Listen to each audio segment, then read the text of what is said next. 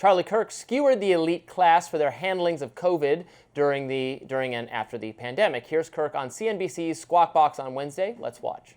We did not receive any apologies from the ruling class that lied to us repeatedly during COVID. The lockdowns, the efficacy of the vaccine, the mask mandates, school closures, and we just act as if it didn't happen. And I don't think the American ruling class understands the undermining of their credibility that happened. Now, the left pounced at Kirk's critique, highlighting that the pandemic started under President Trump's watch. Frequent Trump critic Aaron Rupar posted on X, quote, "Man, the guy who was president during COVID sounds awful." Parentheses, yes, Charlie Kirk was on CNBC this morning.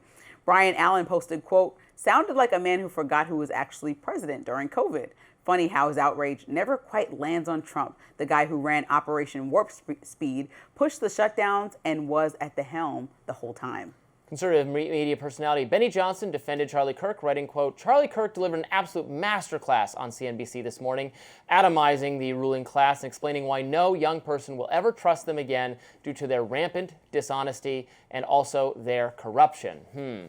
You tell him, Charlie. That's what I have to say. I know how riled up you are about this topic, but I just want to go back to me and millions of people nationwide. And fairly so. COVID was a dramatic historical event. But the whole idea that Donald Trump was president during this is not.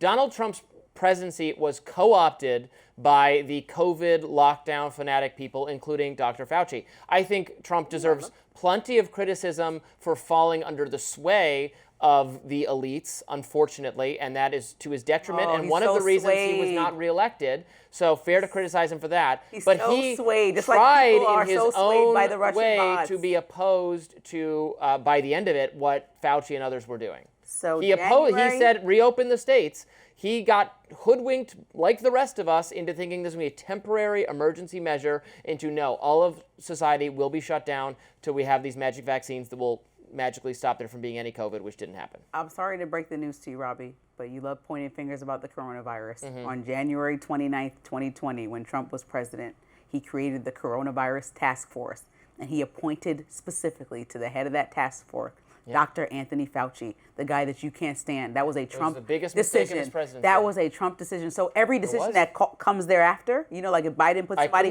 his reelection if Biden puts somebody in position that now affected your livelihood for the next 4 years, that Robby can't stand, you know who should be to blame?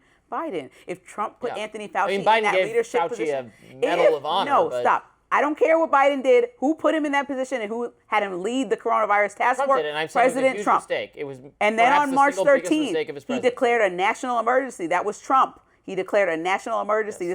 So what do you mean he was president during this time? On March 17th, he asked everybody to stay home. That was Trump. Right. I just explained that. This was sold to him as a temporary. Now Trump is a little baby that gets coerced. He can't make decisions. He's the president of the United States. No, he was gaslit like the rest of us. We were sold on a temporary pause on life so that hospitals can gear up for an influx of patients. That's what we were told by Fauci and everyone else. We're doing a temporary shutdown to get ready, and I was sold on that basis. But they lied to us because then it transmogrified into a permanent shutdown of all of society until the vaccines were available, and then still in blue enclaves, then it was just going to be a permanent shutdown of society forever because coronavirus was never going away. Your solution, and one that also worked in conjunction with the policies that we put in place and vaccines and everything else, was herd immunity. You said that, we've talked about this, you felt like naturally there would have been some herd immunity. Trump disagreed with you on that stance. He went out publicly and said he always knew, this is in March 17th, this was a real pandemic. I felt the pandemic long before it was called a pandemic. So he took this very seriously and knew that it could not be a herd immunity situation. We needed a whole task force, which is why he created one to solve this. If he felt like this could just be solved with herd immunity, like any other cold or flu or something like that, then okay. But that's what ended up happening. Yeah, but he didn't feel that way. And under his leadership, we took drastic measures, and then Biden continued them. So if you want to blame anybody, from 2020 through 2021, Trump was president. So this guy's on a rampage and forgetting that the elite is part of Trump. And the fact that you don't absolve... I feel like you're not hearing me. I am also criticizing Trump for this. But you also say people are not swayed. We just talked about this, about Russian interference in the election and them saying things on social media that would sway the minds. People are smarter than that. That's your argument. Well, Trump out of all people, is much smarter than that. So if he is getting gaslit by, he's never allowed gaslighting to affect him in any real way by the other party before, right? He stands on his laurels and what he wants to do. He says what he wants to do, is very direct. He's known as the president who just goes the beat of his own drum, right? So why, in this instance, for the year that he was president, was he not going to the beat of his own drum? But I identify with Trump in this situation. I, like Trump,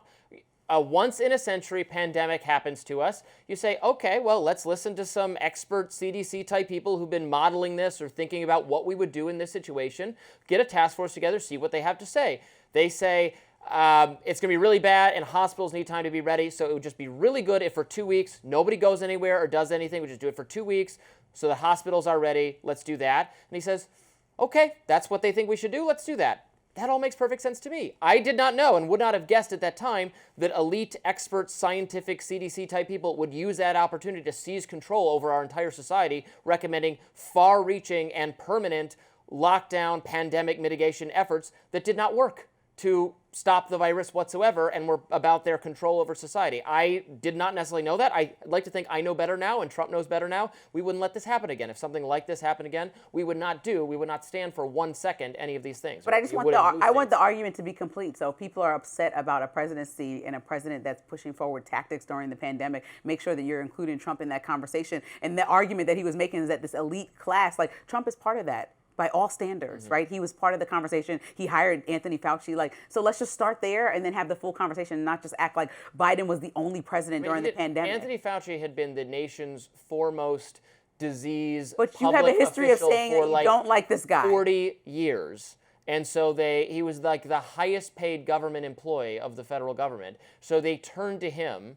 And we didn't know, I didn't know at the time, Trump probably didn't either, that he had been, throughout the Obama administration, the person advocating for dangerous research on coronaviruses to take place in Wuhan, China, to the extent that Barack Obama forbid such research to continue, and Fauci did it anyway, as he's admitted in sworn depositions that he signed off on this research being done. We did not know. It's a, quirk of history that we put the person who's arguably, possibly responsible for it happening in the first place in charge of solving it. You just always make Dr. Frankenstein in charge on Frankenstein catching duty. So the fault lies on President Trump for not doing enough research about Fauci, somebody he was going to end up berating for the rest of the next term. I'm not so making that's what I'm saying. excuses for Trump's Fauci-related. Well, you're like, he got bamboozled, basically. You're like, no, I'm like, come on. Like, he's the president of the United States. The buck should always stop with him. Okay. The research should always be done with him. Just the same way he throws everything on President Biden or any other president at the time, and he doesn't like the policy or decisions that are made or the way the outcomes turned out for his presidency when he follows them,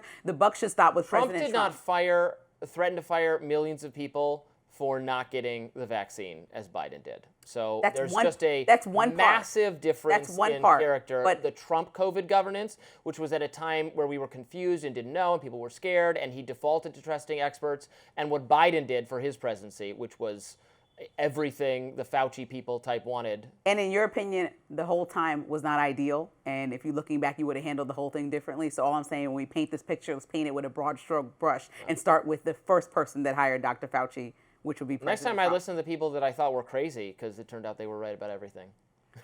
That's why you can't discount the crazy people. Sometimes they're right. A lot more to talk about right after this. Stay tuned for more Rising.